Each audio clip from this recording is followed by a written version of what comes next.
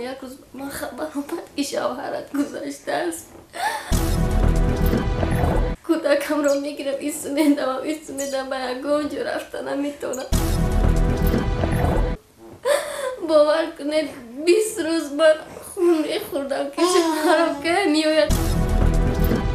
وقتی خبری او رو شنیده کودک رو گرفته در بدر کوچه و کوچه شوهرم میگفتم دوستی فرزندم رو پول ندارم که شیر خرم با آبی جوش آمدگی نگاه میکنم.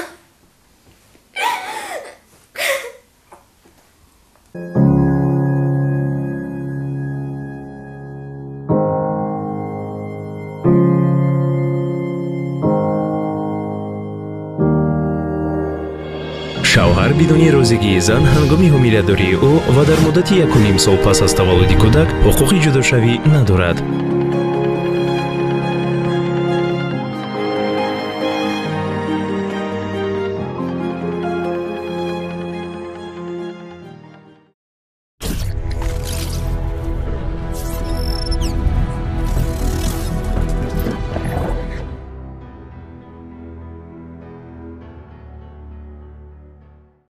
در ماه ایون شوهرم در راه وحدت کمر زد و وقتی شوهرم گذاشته بود من خطی مردن او رو خبری او رو نمیدونستم.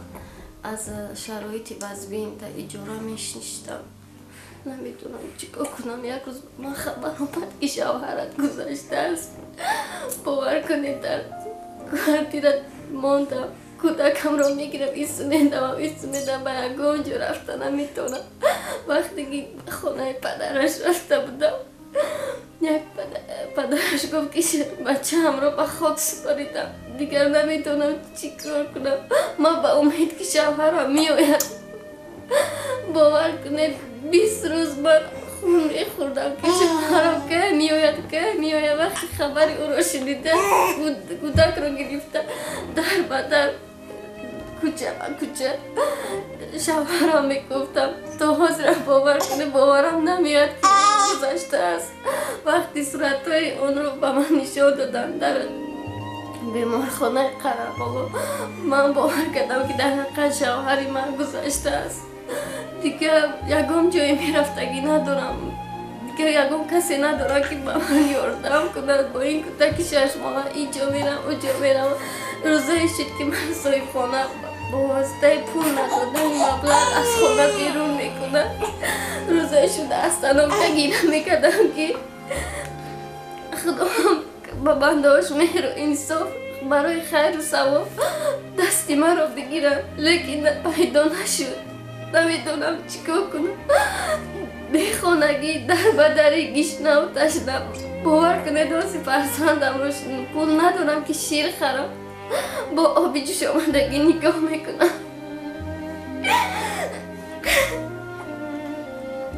التماس از هموطنان پدر و مادران خواهش دارم که به من دستی کمک دراز کنم.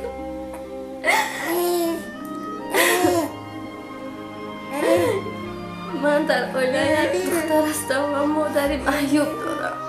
از یکم کس شکایت دارید؟ یکم کس هست از زندگی شما غم میتین؟ نه مرا غم نمیدین. لیکن به کسی یکم نه اکا نه خواهر نه دادر یکم جایی میرفتگی ندارم. شوهر کردید؟ شوهرتون در اینترنت کلوشده که خیش تبار نداشت؟ یک پدر پیر دارد میگوید که دستی من چی میآید. خونه نداشت پدرش؟ نه نداشت. ما در کوارتیر زندگی میکردیم. شما حاضر اجاره نشین؟ او باور کنید در اجاره میشنم. اجاره میخیزم برای اجاره اینش میگه پول بده اونجا میرم ندارم. ایری نداشتم. باور کنید اونجا مرا اجاره نمیگیره به خاطری که فرزندم در کوچه نمونم. چند سومانی پول اجاره میسپارید شما؟ 400 سومانی. در کجا؟ در گیپرازین. گیپرازین؟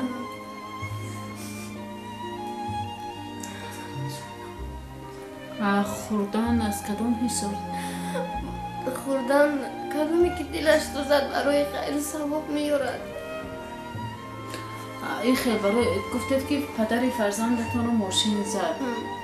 بعد همون آدمی که پدر فرزندتون را با ماشینش زد کرد یکون کمک نمی‌رسوند؟ نه نکرده است. به سر سود رفتم به ناحیه رودکی گفت که سوچه‌ات ما شما رو پیراد میکنیم مدتی 1.5 ماه میشود مرا پیراد نمیکند. باور کنید 1 سامان هم دادگی نیست و من خودم به او زنگ زدم گفتم من کودک معده دارم به من یاردم که و اون گفت که من کجا دارم من پول ندارم مرا غم ندید.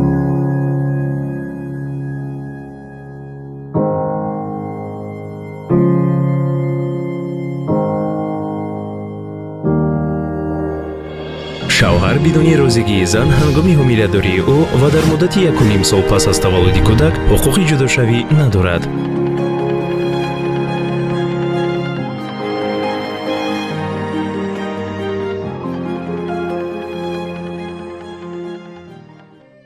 من همه شهروندان خواهش دارم که من کس تنها درمانده و یک زن جبر دیده و بیماری دل گرفتار بوده رو مرا دستگیری کنم که باور کنه در بین ره مانده.